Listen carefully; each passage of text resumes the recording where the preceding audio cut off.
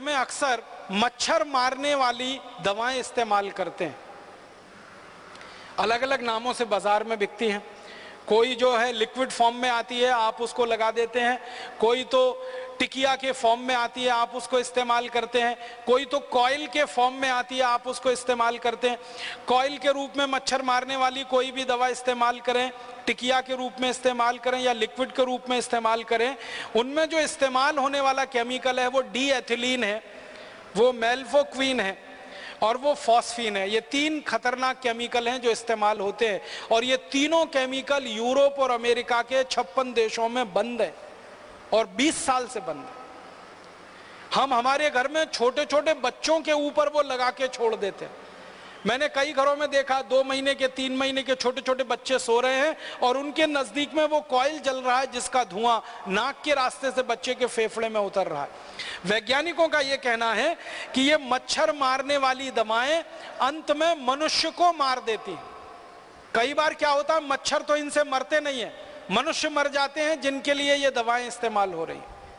और ज्यादातर इन दवाओं का व्यापार, डी एथिलीन का व्यापार, फॉस्फीन का व्यापार हिंदुस्तान में विदेशी कंपनियों के कंट्रोल में है और वो अंधाधुंध केमिकल इंपोर्ट करके लाके बेच रहे हैं और भारत की कुछ स्वदेशी कंपनियां भी बनाकर उनको बेच रही हैं। तो आप जरा सोचिए, आपकी सुरक्षा के लिए, आत्मरक्षा के लिए आप कम से कम ये चीजें इस्तेमाल करना बंद करिए। फिर आप बोलेंगे मच्छर तो हैं, उनका तो क्या उपाय है? सबसे अच्छा उपाय है मच्छरदानी लगा के सोइए।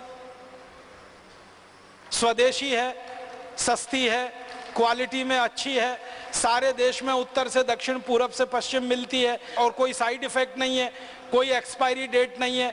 एक बार खरीदी तो 20-25 साल चलेगी। और तरह तरह की मच्छरदानियां आने लगी हैं।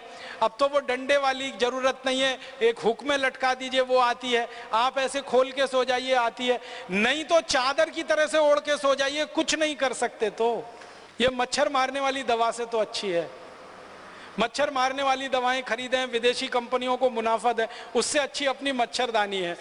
और आप चाहें तो एक छोटा प्रयोग और करके देख सकते हैं।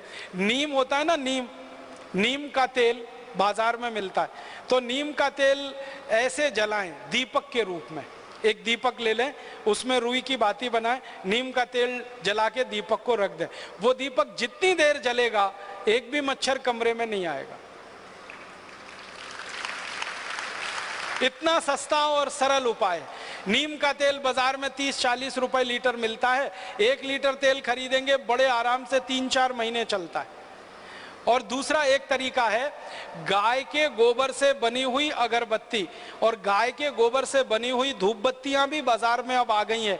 कई गौशालाएं उनको बनाती हैं, उनको जलाकर आप सो जाइए, वो भी मच्छर को भगाती हैं और क्वालिटी में मच्छर अगरबत्ती से अच्छी।